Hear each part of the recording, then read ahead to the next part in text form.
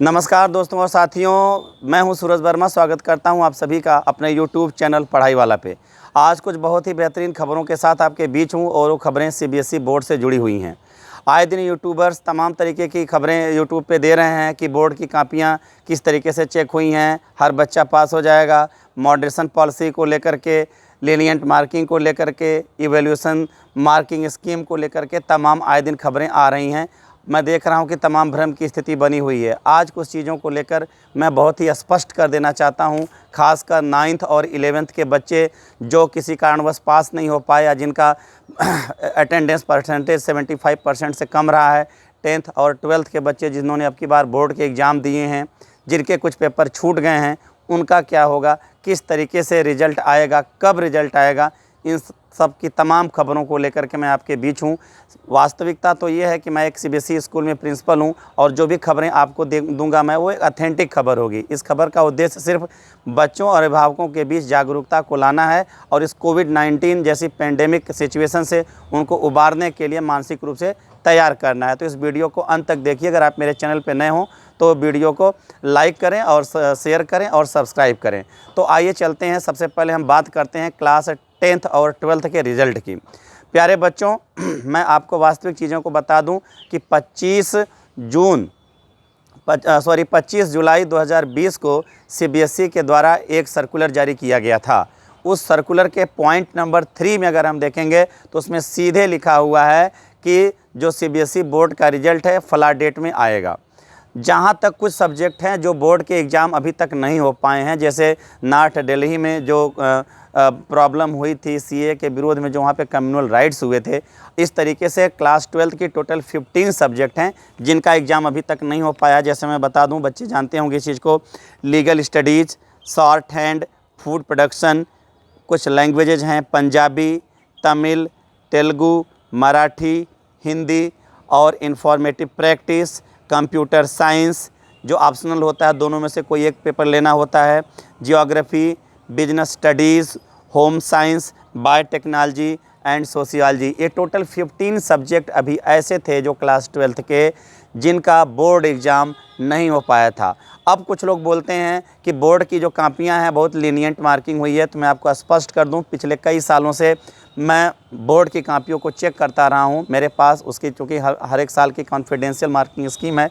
मैं आपको बता दूं कि ऐसा कुछ भी नहीं है। CBSE ने ऐसी कोई भी गाइडलाइन नहीं जारी की थी कि लीनियंट मार्किंग की जाए। हाँ, ये बात अलग है कि जब बोर्ड की कापियाँ चेक होती हैं, जब आप एक टीचर कापी चेक करता है, उसके बाद उसकी कापी टीम लीडर के द्वारा चेक की जाती है और फाइनली वो कापी रीएवैल्यूएट होती हैं। वहाँ पे किसी भी तरीके के मार्क में कम या ज़्यादा होने की गुंजाइशें नहीं रहती हैं।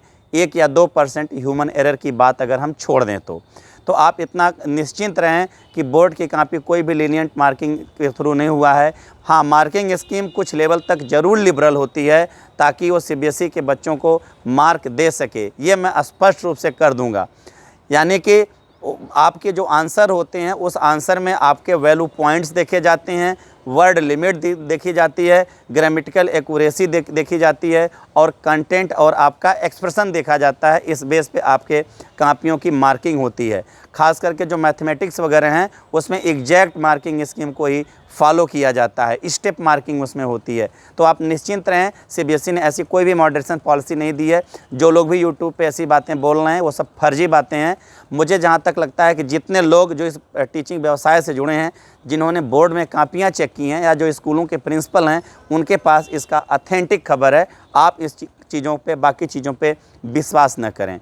तो जो CBSE ने ऑप्शनल पेपर की बात कही है, ऑप्शनल एग्ज़ाम की बात कही है, मैं आपको बताऊं, CBSE ने अपने उस 25 जुलाई के उस सर्कुलर में ये भी कहा है कि अगर अगस्त के लास्ट तक कंडीशन जो है फेवरेबल होती हैं कोविड-19 को लेकर के, अगर स्टूडेंट्स उस कंडीशन में होते हैं या CBSE एग्ज़ाम कराने की कंडीशन में होती है, तो अगस्त के लास्ट वीक में फिर से ऑप्शनल एग्ज़ाम कराए जाएंगे।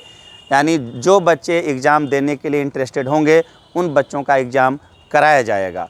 तो जैसे कि जो जहाँ पे 4 पेपर हुए थे, जहाँ पे 3 पेपर हुए थे, मैं आपको बता दूं, जिसके 4 पेपर हुए थे उसमें बेस्ट 3 सब्जेक्ट के जो मार्क हैं उसके एवरेज के हिसाब से नंबर दिया जाएगा। यहाँ पे कॉमर्स के बच्चों के साथ थोड़ी सी समस्या आ सकती है, क्योंकि कॉमर्स में अभी बिजनेस स्टडी का पेपर बाकी था।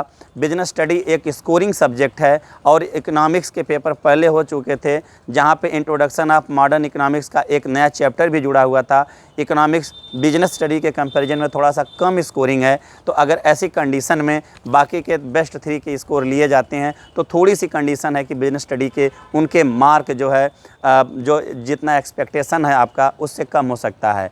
पर सबसे अच्छी बात यह है कि सीबीएसई ने इस चीज़ को क्लियर कर दिया है कि बाद में बच्चे अपने इम्प्रूवमेंट का फॉर्म भर सकते हैं स्पेशल केस में, और उन्हें एक बार और जिन सब्जेक्ट में कम नंबर आए हैं उन सब्जेक्ट में उनको इम्प्रूवमेंट का चांस दिया जाएगा। जैसा कि आप जानते भी होंगे कि सीबीएसई के जो 12th के बच्चे होते हैं वो किसी एक ही सब्जेक्ट में इम्प्रूवमेंट का एग्ज़ाम भरते हैं, पेपर देते हैं, और क्लास 10th के जो बच्चे होते हैं वो किन्हीं 2 सब्जेक्ट में इम्प्रूवमेंट के लिए फॉर्म भरने के लिए अप्लाई कर सकते हैं।